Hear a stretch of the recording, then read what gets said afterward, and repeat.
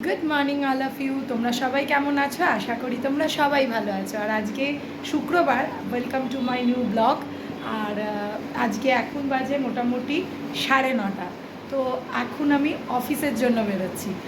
আর মানে আজকে আমি খুব তাড়াতাড়ি একটু অফিস যাচ্ছি, কারণ আমার আজকে কল টাইমটা একটু তাড়াতাড়ি আমি নিয়েছি। কারণ ছেলে চলে আসবে 3:30, তার আগে আমাকে বাড়ি ফিরতে হবে। তো সেই জন্য তাড়াতাড়ি অফিসে চলে যাওয়া। আর এদিকে আমি বসিয়েছি রান্না। মোটামুটি কালকে একটু মোচা করেছিলাম, সেই মোচার ঘন্ট, মানে নারকেল টারকেল দিয়ে, ওটা একটু রয়েছে। আর যেটা বানাচ্ছি সেটা তোমাদেরকে এখনই দেখাচ্ছি। চলো তোমাদের সাথে একটা মাছের রেসিপি শেয়ার করে নেওয়া যাক। দেখো আমি এখানে দুটো কাতলা মাছের পিস নিয়েছি। এই রেসিপিটা না আমার শ্বশুরের কাছ থেকে শেখা, তাই ভাবলাম তোমাদের সাথে আজকে একটু শেয়ার করে নিই। দেখো আমি এখানে নুন হলুদ দিয়ে মাছটাকে ভালো করে ম্যারিনেট করে 15 থেকে 20 মিনিট রেখে দেবো। মাছটা 10-15 মিনিট ম্যারিনেট করতে রেখে আমি কড়াই বসিয়ে দিয়েছি তেল। সর্ষের তেলটা ভালো করে গরম হয়ে গেলে মাছগুলো তারপর ছেড়ে দেবো কড়ার মধ্যে। আর মাছগুলোকে ভালো করে এপিট ওপিট করে লাল করে ভেজে নিতে হবে। কাতলা মাছ একটু লাল করে না ভাজলে দেখবি খেতে ভালো হয় না। এদিকে নিয়ে নিয়েছি পেঁয়াজ আর টমেটো, আর মিক্সিতে নিয়ে নিয়েছি রসুন, কাঁচা লঙ্কা আর একটু মাস্টার্ড পাউডার দিয়ে ভালো করে মিক্সিতে একটু ভালো করে পেস্ট বানিয়ে নেব, মিহি করে, যেন কোনো লাম্প না থাকে। এরপর দেখো আমার মাছগুলো ভাজা হয়ে গেছে লাল করে। আর এরপর কড়া থেকে আমি এগুলোকে আস্তে আস্তে তুলে নেব। এরপর এই মাছ ভাজার তেলেই আমি দিয়ে দেব একটু মেথি ফোড়ন। মেথি ফোড়নটা খুবই দরকার, কারণ মেথির গন্ধটাই কিন্তু এই মাছের ফ্লেভারটাকে আরও এনহ্যান্স করবে। এরপর কড়াই দিয়ে দিলাম সেই রসুন আর লঙ্কা আর সর্ষে বাটাটা। ভালো করে এবার একটু কষে নিতে হবে। ভালো করে কষে যখন দেখবে একটু তেল ছেড়ে আসছে, তখন বাকি মশলা ধোয়ার জলটা ওর মধ্যে দিয়ে দিতে হবে। আর তারপর দিতে হবে একটু টমেটো, হাত দিয়ে ভালো করে স্ম্যাশ করে দিয়ে দেবে, তাহলে ভালো করে একটু পচে যাবে। তারপরে শুধু দিয়ে দিতে হবে ড্রাই স্পাইসেস, যেমন হলুদ আর লঙ্কা গুঁড়ো। সেরকম কিছু মশলা এর মধ্যে লাগবে না। আর তারপর অল্প অল্প করে মশলা ধোয়া জল দিতে হবে আর ভালো করে কষে নিতে হবে। আর আমার একটা কি ভুল হয়েছিল জানো, পেঁয়াজটা প্রথমে ভেজে নিতে ভুলে গেছিলাম, তাই মশলাটা নামিয়ে রেখে পেঁয়াজটা একটু লাল লাল করে ভেজে নিয়েছি। এরপর দিয়ে দেবো আমার সেই ভাজা মশলাটা দিয়ে ভালো করে এবার পেঁয়াজের সাথে মশলাটাকে ভালো করে কষিয়ে নিতে হবে। যখনই মশলা থেকে তেল ছেড়ে আসবে, তখনই দিয়ে দিতে হবে একটু ঈষদুষ্ণ গরম জল।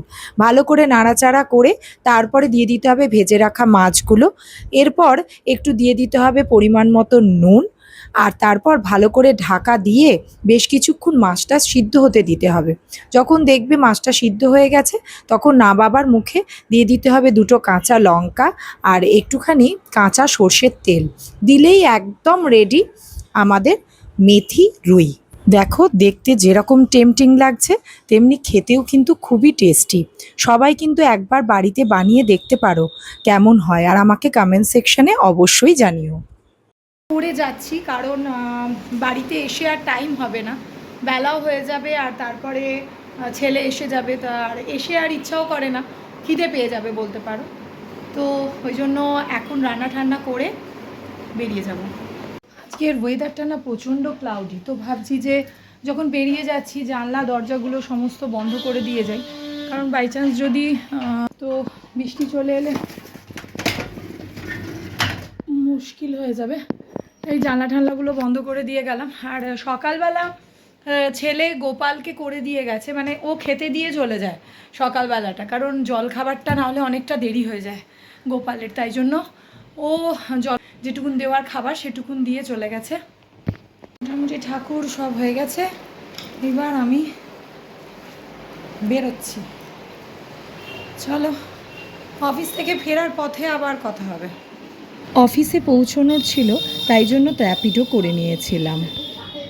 ফিরছি অফিস থেকে, একটু ফ্রেশ হয়ে নেবো। আর মোটামুটি ওরা 3-3:30-এর মধ্যে বাড়ি চলে আসবে।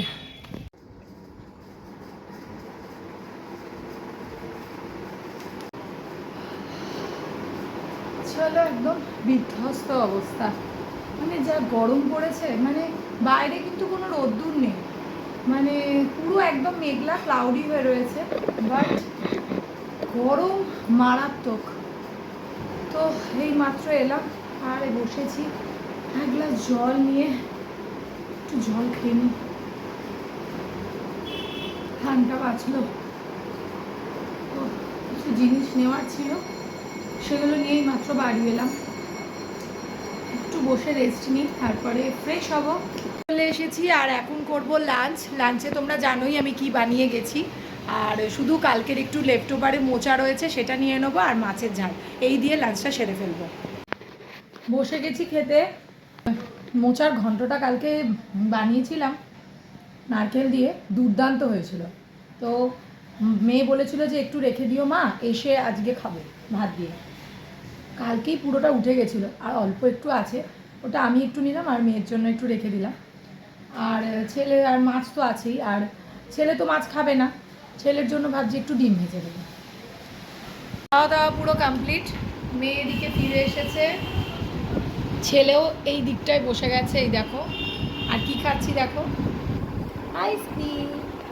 অবস্থাটা দেখো, মানে আইসক্রিম, এই যে এইটা কেনা হয়েছিল, তোমাদের দেখাই, এই যে আমুলের কুকিজ অ্যান্ড ক্রিম গোল্ড কেনা হয়েছিল। তো এটা আইসক্রিমটা মানে আগের দিনই কেনা হয়েছিল, তো সেদিন কিছুটা খেয়েছিলাম, আর এখন আবার নিয়ে খেতে বসেছি। তো লাস্টে মেয়ে বলছে মা আর একটুখানি বাকি আছে, খেয়ে নেবে। মানে আমরা এত বেশি আইসক্রিম ভালোবাসি, মানে আইসক্রিমটা যতক্ষণ থাকবে না ততক্ষণ আমাদের মানে মানে প্রতিদিনই একটু একটু করে খাওয়া চলবে। তো এখন আইসক্রিম তিনজনে আবার নিয়ে খেতে শুরু করে দিয়েছি। প্রত্যেক দিন আমাদের জীবনের ঝড়ঝাপটাগুলো সামলে নিয়ে আমরা কীরকমভাবে এগিয়ে যাই বলো। প্রত্যেক দিন কিছু না কিছু চ্যালেঞ্জ, কত কিছুর মধ্যে দিয়ে আমাদের যেতে হয়।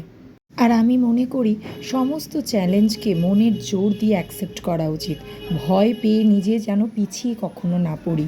আমি বলবো সবাইকে নিজের জীবনের লক্ষ্যে পৌঁছানোর জন্য নিজের মনের জোর কখনো হারালে চলবে না।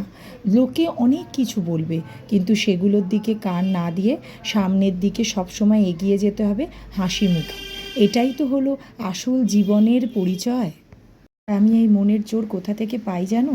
এই যে উনি যে সামনে বসে আছেন, ওনার কাছেই আমি সব সময় বলি যে আমি যা করছি সেটাও তুমি দেখছো, আর যা করেছি সেটাও তুমি দেখেছো। সব সময় তুমি আমার পাশে থেকো, আর আমাকে সামনের দিকে এগিয়ে নিয়ে যাওয়ার জন্য মনের জোর সব সময় আমাকে দিও। আর তার পাশাপাশি সব থেকে যেটা জরুরি সেটা হলো মা বাবাকে ভালোবাসা, মা বাবাকে সম্মান করা।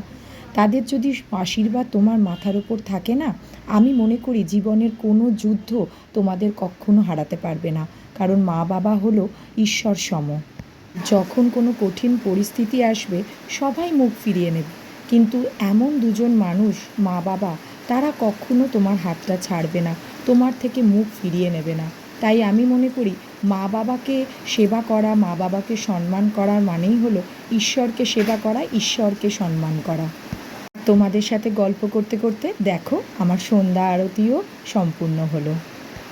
চলো বন্ধুরা, আজকের ব্লগটা এই পর্যন্তই।